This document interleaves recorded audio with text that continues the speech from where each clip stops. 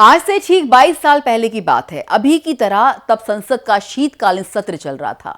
उस समय लोकसभा और राज्यसभा स्थगित थी, लेकिन 100 से ज्यादा वीआईपीज संसद भवन के भीतर मौजूद थे। होम मिनिस्ट्री का फर्जी स्टिकर लगाए एक सफेद एम्बेसडर कार संसद भवन में दाखिल होती है। भीतर 5 लोग बैठे हुए हैं। ये गेट पर मौजूद सुरक्षा कर्मियों को चकमा देने में कामयाब हो जाते हैं। अंदर के रास्ते पर इनकी गाड़ी गलती से उपराष्ट्रपति कृष्णकांत की खड़ी कार से टकरा जाती है और यही वो पल था जब सबको एहसास हुआ कि भारतीय लोकतंत्र के मंदिर में दरिंदे घुस आए हैं।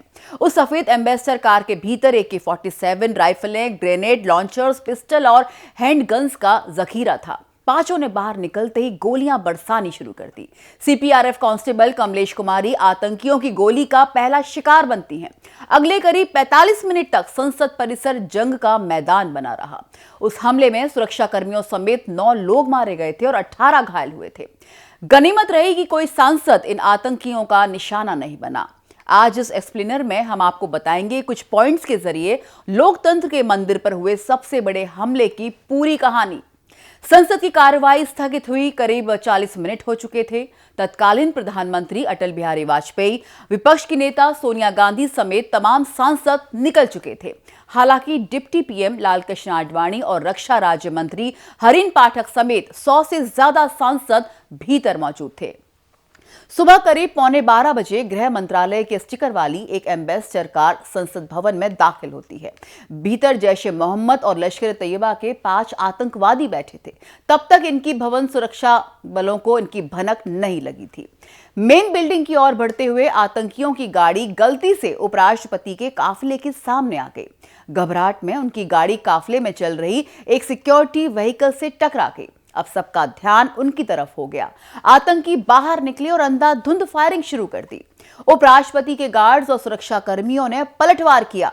फौरन पूरे कंपाउंड के गेट्स बंद कर दिए गए। करीब महीने भर पहले ही आतंकियों ने इसी तरीके से जम्मू और कश्मीर की विधानसभा को निशाना बनाया था और उस हमले में 38 लोग मारे गए थे। आतंकियों को सबसे पहले central reserve police force CRPF की कांस्टेबल कमलेश कुमारी ने देखा। उन्होंने शोर मचाकर सबको अलर्ट किया। खतरा समझकर आतंकियों ने कुमारी को गोलियों से भून दिया। अब संसद भवन जंग का कोई मैदान बन चुका था। दोनों तरफ से गोलियां लगातार चल रही थीं। सुरक्षा बल 5 आतंकियों को मारने में सफल रहे। एक आतंकी ने आत्मघाती वेस्ट पहन रखी थी। जब उसे गोली लगी तो सुसाइड वेस्ट में धमाका हो गया। 5 आतंकियों की पहचान हमजा, हैदर उर्फ तुफैल, राणा, रणविजय और मोहम्मद के रूप में की गई।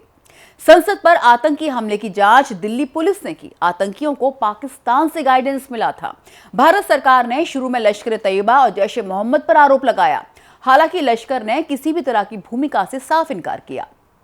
नवंबर 2002 में जैश के 4 आतंकियों को पकड़ा गया। उनके खिलाफ मुकदमा चला। सभी को दोषी पाया गया।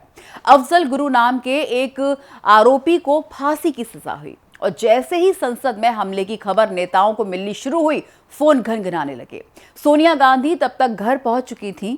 सीनियर पत्रकार विनोद शर्मा के अनुसार हमले की खबर मिलते ही उन्होंने तुरंत PM वाजपेयी को फोन मिलाया, पूछा आप ठीक हैं और हालात की जानकारी ली। 13 दिसंबर 2001 को जब संसद भवन पर हमला हुआ, देश के तत्कालीन डिप्टी CM और गृह मंत्री लाल कृष्ण आडवाणी भीतर ही थे। उपराष्ट्रपति कृष्णकांत संसद से बाहर निकल ही रहे थे जब उनके काफिले से आतंकियों की कार टकराई।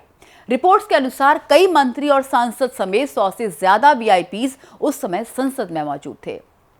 सांसद खरबाला सेन ने तब द गार्जियन से बातचीत में कहा था कि मुझे गेट के पास से पटाखे जैसी आवाज आई। फिर मैंने लोगों को अफरा तफरी में भागते देखा। कई लोग एक साथ गोलियां चला रहे थे। मैं नहीं पहचान पाया कि कौन आतंकी है और कौन पुलिस।